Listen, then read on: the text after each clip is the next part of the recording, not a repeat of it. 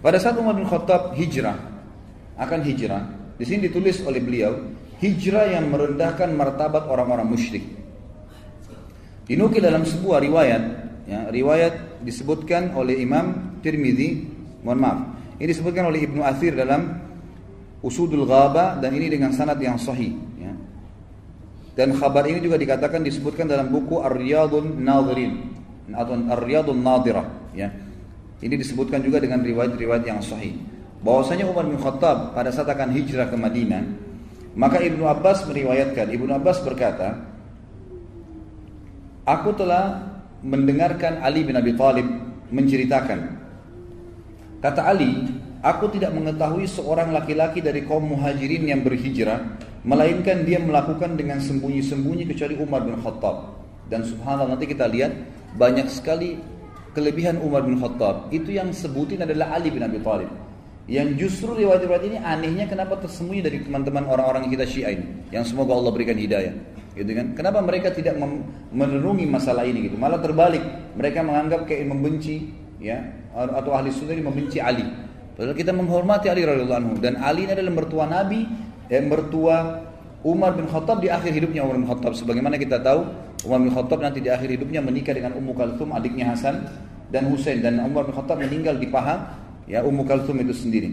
Ali di sini menukil, mengatakan, memuji Umar bin Khattab, berkata, saya, ya, atau aku tidak mengetahui seorang laki-laki dari muhajirin yang berhijrah ke Madinah, melainkan dia melakukan dengan sembunyi-sembunyi kecuali Umar bin Khattab. Ketika hendak berhijrah, dia mengambil pedangnya, menyiapkan busurnya, menenteng beberapa anak panah di tangannya, dan memegang tombak pendeknya. Jadi orang siap perang, gitu kan?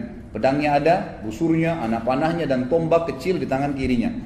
Lalu dia menuju ke Ka'bah, sementara para petinggi Quraisy sedang berada di halamannya. Dia tawaf di Ka'bah 7 putaran dengan tenang, lalu mendatangi makam Ibrahim dan sholat 2 rakaat. Kemudian dia berdiri di hadapan mereka satu persatu dengan berkata, jadi setelah tawaf menghadap ke orang-orang Quraisy, ini yang banyak puluhan jumlahnya, dia menghadap lalu dia berkata, wajah-wajah buruk Allah tidak menghinakan kecuali hidung-hidung ini. Ini bahasa Arab biasanya mengatakan, sungguh kalian orang yang paling buruk di muka bumi. Dia bahasanya begitu.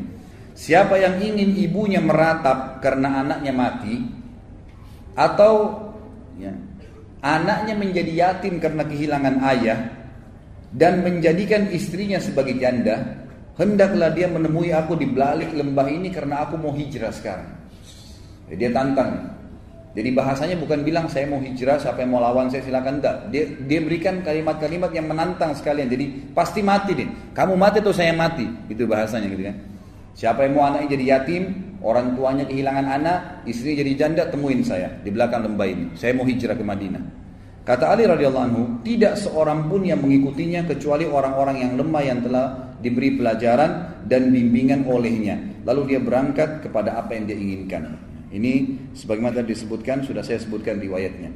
Jadi Umar bin Khattab ini satu-satunya orang yang hijrah dengan kemuliaan. Orang Quraisy nggak ada yang berani sama sekali yang menahan Umar bin Khattab pada saat itu, sementara yang lainnya semuanya sembunyi-sembunyi.